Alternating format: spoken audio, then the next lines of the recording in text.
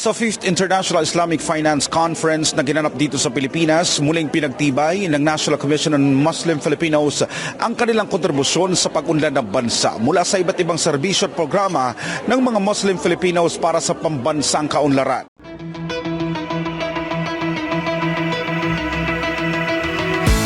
Sa ikalimang taon ng International Islamic Finance Conference, muling namayagpag ang Pilipinas bilang host country. Isang pagtitipon ng pagkilala sa malaking kontribusyon ng Muslim Filipinos sa pambansang kaunlaran, gaya ng pamumuhunan, pagpapayaman ng kultura at tradisyon, hanggang sa partisipasyon nito sa paggawa ng polisiya sa mas matatag na Muslim sector sa bansa. Ayon sa Direktor ng NCMF, mahalagang aktibidad lalo na sa larangan ng Islamic banking dahil malinaw ang ambag nito sa inclusive growth, financial stability at pambansang kaunlaran, partikular na para sa Muslim Filipinos. What actually we're trying to establish here is the financial ecosystem framework.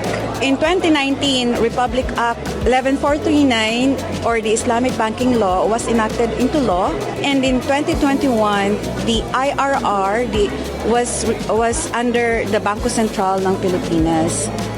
Now, if you can notice of the investments coming from the Arab countries, especially the Gulf countries, GCC countries, mostly of their investments go to United Kingdom and United States of America, and only very few percentage that goes to the Philippines. This is because of financial ecosystem for Sharia compliant is not yet established, because Arab countries, especially Arabs, only invest through Sharia compliant financial systems. So that is actually what we are trying to achieve at this point of time. This is actually for the national and regional development of the Philippines. Sa ngayon, kakaunti pa lang daw ang pumapasok sa Islamic banking sa Pilipinas dahil sa iilang dahilan gaya ng wala pa halos full-fledged Islamic banks at Islamic banking windows sa bansa. Ikalawa, kakulangan sa kaalaman at impormasyon. Marami pa ring Pilipino, Muslim at non-Muslim ang hindi lubos na nakakaunawa kung paano gumagana ang Islamic banking at ano ang kaibahan nito sa conventional banking. If you can notice, we are surrounded by conventional banks around this conference who have a window for Islamic banking and finance. But what we are trying to achieve is for the conventional banks to open a window for Islamic banking and finance. And inshallah, we look forward that foreign investments coming from the GCC and Arab countries goes to the Philippines. Oras na nila para maisabay ang Islamic banking sa pambansang sistema ng pagbabangko dahil malaki ang potensyal nito sa ekonomiya ng Pilipinas, lalo na't malaking kontributor ang Mindanao region sa pinansyal na aspeto ng bansa.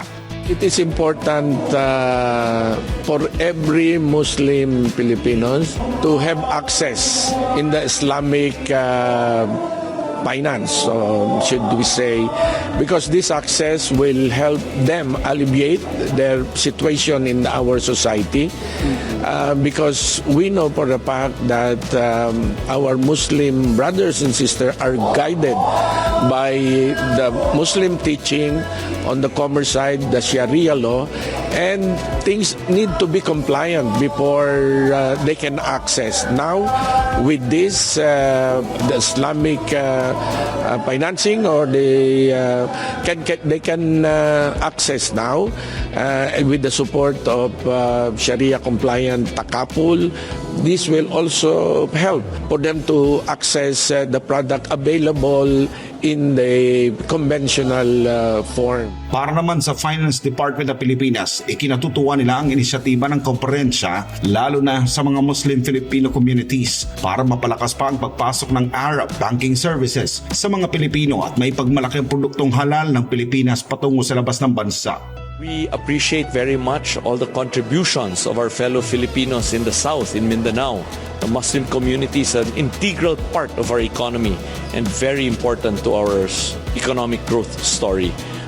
With that, the Department of Finance continues to support the Muslim community, especially all its financing needs and products, from the SEC to the Insurance Commission to the BIR, to passing the Islamic Banking Act, the Department of Finance has been fully supportive of all these measures to really help improve Islamic financing for our fellow countrymen. Itinatag ang NCMF noong 2010 bilang kapalit ng Office on Muslim Affairs. Layon nitong tiyakin ang aktibong partisipasyon ng Muslim Filipinos sa paggawa ng polisiya, pangalaga sa kultura, pagpapaunlad ng kanilang mga institusyon. Sa Islamic Conference na ipapaliwanag at na ipapakilala ang Islamic finance at banking sa mas malawak na sektor na umaayon sa paniniwala at pangangailangan ng Muslim Filipinos. Nagbibigay rin ito ng oportunidad para sa kabuhayan at negosyo sa pamagitan ng Sharia compliant financing, microfinance at takaful na nakatuon sa task sharing at totoong ekonomiyang aktibidad.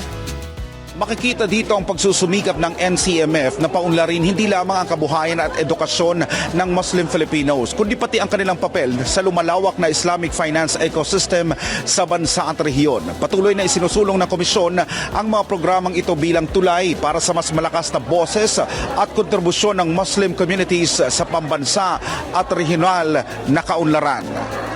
Para sa Diyos at sa Pilipinas nating mahal, ako si Paul Montemon, SMNI News.